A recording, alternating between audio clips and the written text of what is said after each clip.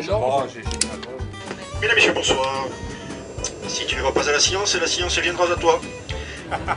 Animation gratuite et ouverte à tous. Voiture 14 au centre de la rame. Approchez, approchez, approchez. Là, il y a de la place encore. Là. J'ai trouvé un œil là, qui traîne par terre. Alors j'ouvre l'œil là, d'accord. Donc là, bon, ça c'est le système optique qui va former une image sur la rétine. Et donc la rétine, elle est tapissée de cellules sensibles à la lumière. Donc il y a deux sortes de cellules. Les cellules qui vont voir la clarté, c'est les bâtonnets, hein, tout ce qui est clair jusqu'au noir, qui est donc réparti sur toute la rétine. Et il y a des cellules spécialisées dans la couleur. Mais il n'y en aura pas partout, hein. Elles sont surtout dans l'axe optique, dans une zone qu'on appelle la fovea. Là, il y a une grande densité de cellules qu'on appelle les cônes qui sont sensibles à la couleur. Et d'après vous, elles sont sensibles à quelle couleur? Est-ce qu'elles sont sensibles à toutes les couleurs?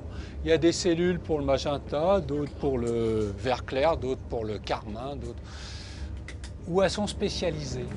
Je pense qu'elles sont spécialisées. Voilà, et dans quelle couleur? Ben justement, tendance à... L'œil, il est sensible à la lumière. J'aurais tendance à dire les rouges, vert, bleu, mais exactement.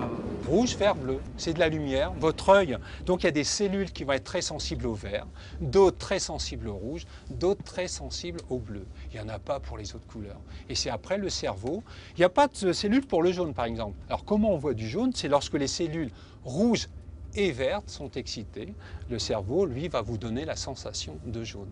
Quand elles sont toutes excitées, rouge, vert, bleu, donc ça va faire du blanc, ainsi de suite. Quand aucune est excitée, ça fait du noir. Et donc les couleurs intermédiaires sont captées par ces cônes-là qui sont sensibles.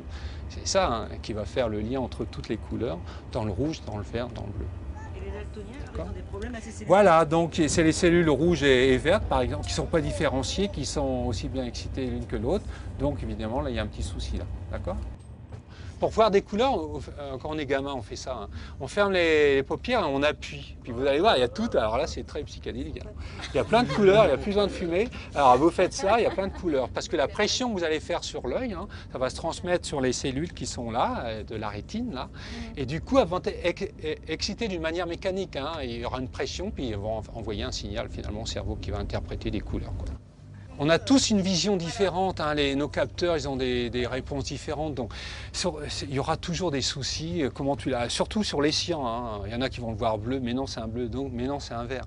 Donc on a chacun nos réponses, hein, et bon, voilà, nos sensations, donc mettre tout le monde d'accord sur la lumière et les couleurs c'est très dur. C'est ce qui fait que quand on est gamin, on est vachement plus sensible à une couleur en particulier, il y a une couleur qui nous... Les enfants, hein, il y a souvent une couleur qui leur parle et d'autres couleurs qui jettent parce qu'ils les aiment pas. J'aime bien les stimuler un peu fort, donc les couleurs très saturées, là, ils aiment bien. Hein.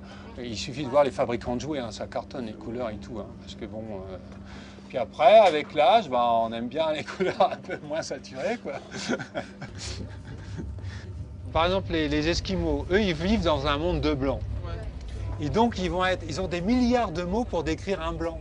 Parce qu'un blanc, je sais pas, de la neige, de la glace et tout, ils ont une palette infinie de mots pour décrire différentes nuances de blanc, alors que nous, on dirait c'est blanc point.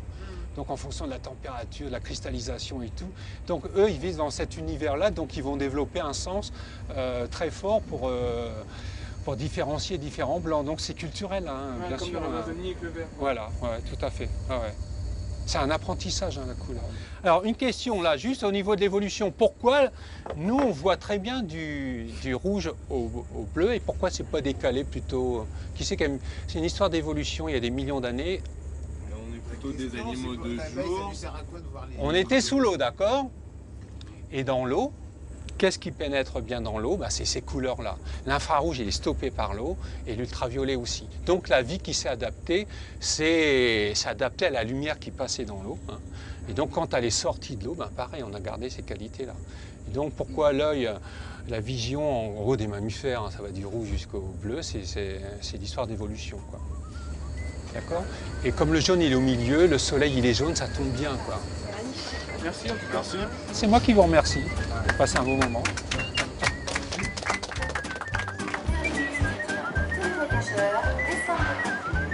Assurez-vous de n'avoir rien oublié dans le train.